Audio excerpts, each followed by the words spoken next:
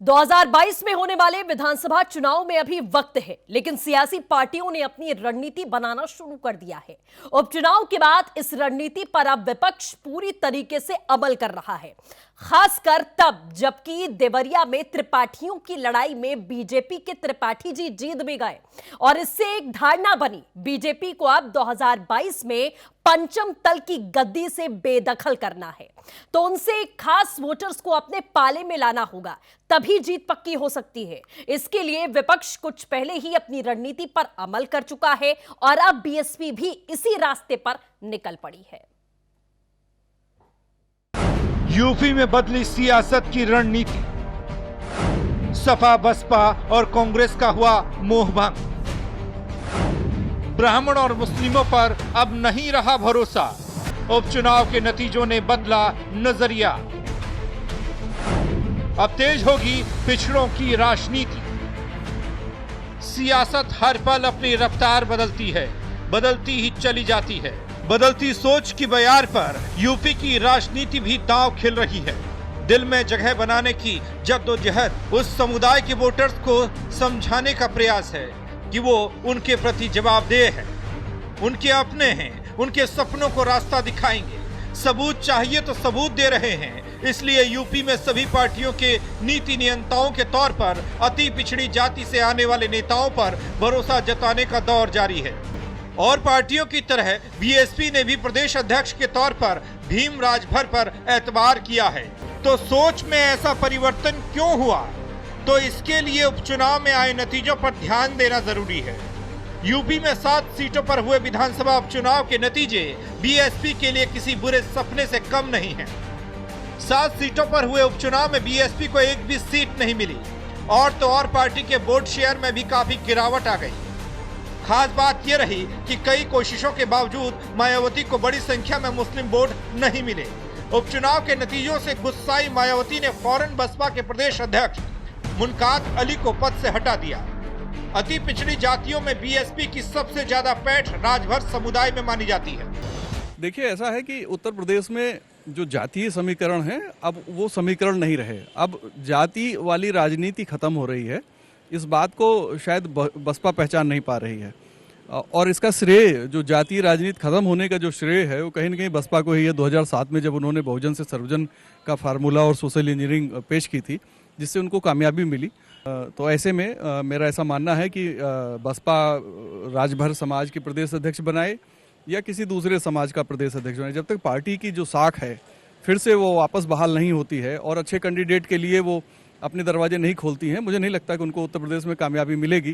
क्योंकि सपा के साथ तालमेल करके भी उन्होंने देख लिया और दलित मुस्लिम अलायंस बना के भी देख लिया, उनको कामयाबी नहीं मिलेगी। अब जबकि यूपी में साल 2022 के विधानसभा चुनाव में 1.5 साल से भी कम का वक्त बचा है, तो सभी सियासी पार्टियों ने पिछड़ी जातियों पर डोरे डालना शुरू किया है। ये महज संयोग नहीं है। बीजेपी, सपा, कांग्रेस और बीएसपी जैसी मुख्य पार्टियों के प्रदेश अध्यक्ष पिछड़ी जाति से हैं।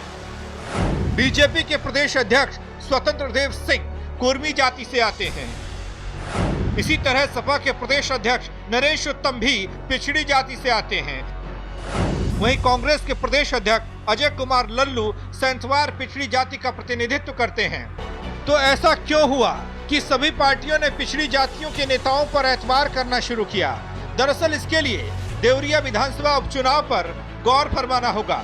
देवरिया में सभी पार्टियों ने ब्राह्मण उम्मीदवार को मैदान में उतारा, लेकिन जीत मिली बीजेपी को। इससे निष्कर्ष यही निकला कि अपर कास्ट का ज्यादातर वोट बीजेपी को ही जाता है।